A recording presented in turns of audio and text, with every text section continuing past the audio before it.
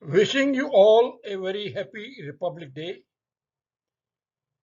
Aviation Safety India welcomes each one of you to this fifth video presentation on causes of upset conditions.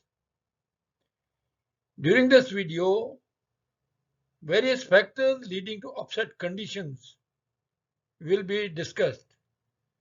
I am sure that you will find the presentation interesting and useful.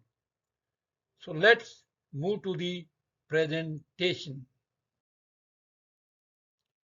During this video presentation, we shall be discussing first, thrust limited condition and recovery, maximum altitude, maneuvering stability, weight and balance effects on handling, Mach tuck and Mach buffet, buffet limited maximum altitude,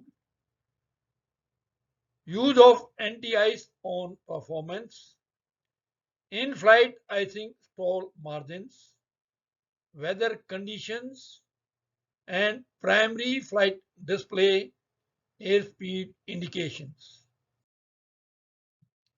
First, thrust limited condition and recovery.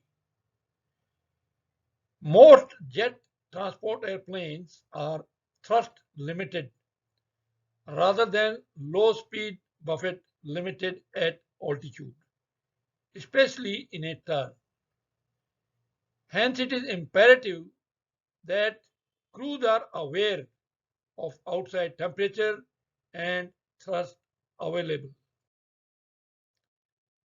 To avoid losing airspeed due to a thrust limit, pilots must use flight management systems oblique reduced bank angle as a routine for en route flight if it incorporates real-time bank angle protection, or routinely select a bank angle limit of 10 to 15 degrees for cruise flight. If a condition of airspeed decay occurs at altitude, pilots must take immediate action to reduce bank angle, increase thrust, select maximum continuous thrust if the airplane's auto throttle system is maintaining thrust at lower limit. Next, descent. If a high drag situation occurs where maximum thrust available will not arrest the airspeed decay, the only available option is to descend. Maximum, now we shall discuss maximum altitude. Maximum altitude is the highest altitude at which an airplane can be operated.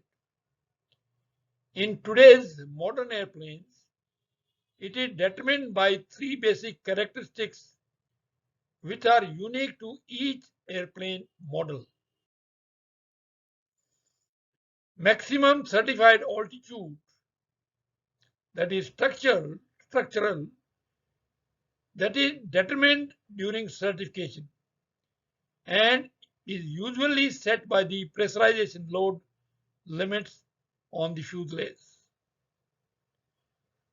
Thrust limited altitude is the altitude at which sufficient thrust is available to provide a specific minimum rate of climb. Buffet or maneuver limited altitude is the altitude at which a specific maneuver margin exists prior to buffet onset.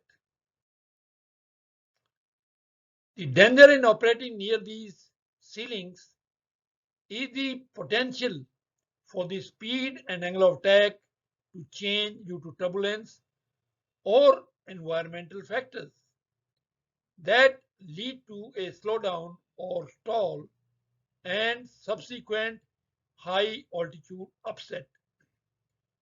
Although each of these limits are checked by modern flight management computers, The available thrust may limit the ability to accomplish anything other than relatively minor maneuvering. In early turbojet era airplanes, the capability to reach what is called absolute ceiling or coffin corner could exist. This is where if an airplane flew any slower, it would exceed its stalling angle of attack and experience low speed buffet. Additionally, if the airplane flew any faster, it would exceed maximum maneuvering speed, potentially leading to high speed buffet. All airplanes are equipped with some form of stall warning system. The pilots must be aware of systems installed on the airplane, such as stick pushers, shakers, audio alarms, etc., and their intended function. In a high altitude environment, airplane buffet is sometimes the initial indicator of the problems. Now we shall discuss maneuvering stability. Pilots must remember that for the same controlled surface movement at constant airspeed, an airplane at 35,000 feet experiences a higher pitch rate than an airplane at 5,000 feet because there is less aerodynamic damping.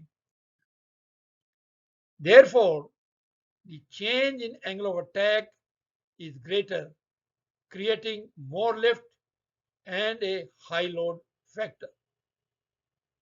If the control system is designed to provide a fixed ratio of control force to elevator deflection, it will take less force to generate the same load factor as altitude increases.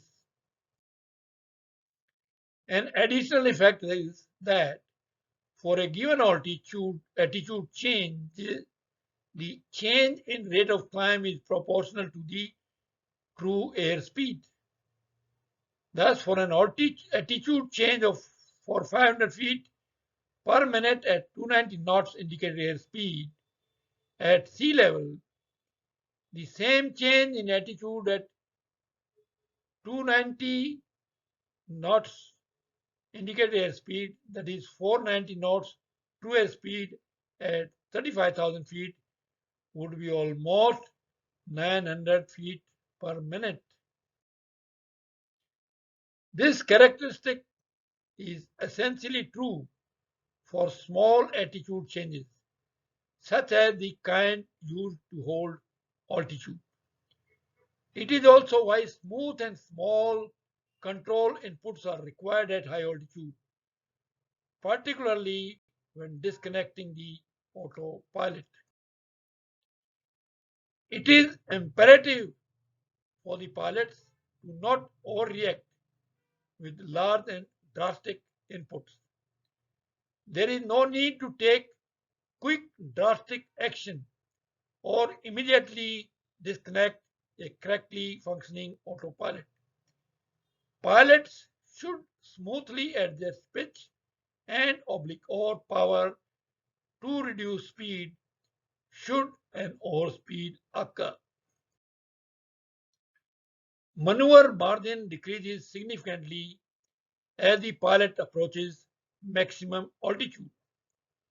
Flying near maximum altitude will result in reduced bank angle capability, and therefore autopilot or crew inputs must be kept below buffet thresholds. The use of lateral navigation will ensure bank angle is limited to respect buffet and thrust margins. The use of other automation modes or hand flying may cause a bank angle that result in buffeting. When maneuvering at or near maximum altitude, there may be insufficient thrust to maintain altitude and airspeed. The airplane may initially be within the buffet limits, but does not have sufficient thrust to maintain the necessary airspeed. When temperature increases, the maximum altitude capability decreases significantly. This is a situation where maneuver buffet margins are adequate, but the temperature is affecting thrust capability to sustain airspeed at the higher altitudes. Now we shall discuss weight and balance effect on handling. Weight and balance limitations must be respected by the pilots. An airplane that is loaded outside the weight and balance envelope will not exhibit the expected level of stability and will result in aircraft handling that is unpredictable. This is a serious issue, particularly in an aft loading situation where stall recovery may be severely affected. The problem may be exacerbated at high altitude. Now we talk about Mach tuck and Mach buffet. In some airplanes, at speed above maneuvering speed, a phenomenon called Mach tuck will occur. Above critical Mach number, the speed of an airplane at which airflow or any part of the wing first reaches Mach 1, a shock wave will begin to form on the wing and Mach buffet will occur. Mach buffet will continue to increase with increased speed and the aft movement of the shock wave. The wing's center of pressure also moves aft, causing the start of a nose-down tendency or tuck. Because of the changing center of lift of the wing, resulting from the movement of the shock wave, the pilot will experience pitch-down tendencies. Now we shall discuss buffet limited maximum altitude. There are two kinds of buffet to consider in flight: low speed buffet and high speed buffet. As altitude increases, the indicated airspeed at which low speed buffet occurs increases. As altitude increases, high speed buffet speed decreases. Therefore, at a given weight, as altitude increases, the margin between high speed and low speed buffet decreases. Proper use of buffet boundary charts or maneuver capability charts can allow the crew to determine the maximum altitude that can be flown while still respecting the required buffet margin. At high altitudes, the excess thrust available is limited. The crews must be aware that additional thrust is available by selecting maximum available oblique continuous thrust at any time. However, in extreme airspeed decay situations, maximum continuous thrust may be insufficient. Proper descent techniques will be necessary in order to prevent further airspeed decay into an approach to stall and stall situation. Now we shall talk about use of anti-ice on performance of the aircraft. Pilots must understand that occasionally icing does occur at high altitudes and they must be prepared to use anti-ice. Careful monitoring of flight conditions is critical in this decision making. Appropriate and judicious use of anti-ice equipment at high altitude is very important. One must be aware of the fact that the use of anti-ice has a negative effect on the available thrust. In some cases, it may not be possible to maintain cruise speed or cruise altitude at high altitude with anti-ice on. Pilots should also be aware of the specific flight planning parameters for their particular flight. Now we'll talk about in-flight icing stall margins. In-flight icing is a serious hazard. It destroys the smooth flow of air on the airplane, increasing drag, degrading control authority, and decreasing the ability of an airfoil to produce lift. The airplane may stall at much higher speeds and lower angle of attack than normal. If stalled, the airplane can roll or pitch uncontrollably, leading to an in-flight upset situation. Even with normal ice protection systems operating properly, ice accretion on unprotected areas of the airplane may significantly increase airplane weight and drag. Activation of an artificial stall warning device, such as a stick shaker, is typically based on a preset angle of attack. This setting gives a warning prior to actual stall on set, where buffeting or shaking of the airplane occurs. For a clean airplane, the pilot has adequate warning of impending stall. However, with ice, an airplane may exhibit stall onset characteristics before stick shaker activation because of the effect of ice formation on reducing the stall angle of attack. In this case, the pilot does not have the benefit of a stick shaker or other stall warnings. This must be noted by all pilots.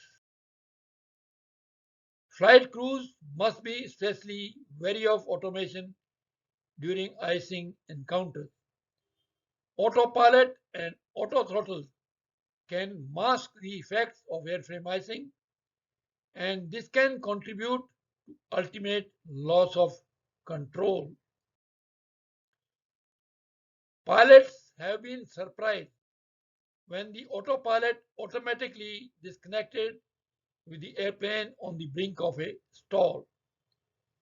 There have been several accidents in which the autopilot trimmed the airplane right to a stall offset situation by masking heavy control forces. If the autopilot disengages while holding a large roll command to compensate for an asymmetric icing condition or other similar problem causing roll, an immediate large rolling moment ensues for which the pilot may not be prepared, resulting in a roll offset. Some autopilots are designed with control laws that enable them to continue to operate until they get to stick shaker. Alternatively, the autopilot may disconnect early because of the excessive roll rates, roll angles, control surface deflection rates, or forces that are not normal. These autopilots are not malfunctioning, they are working as designed.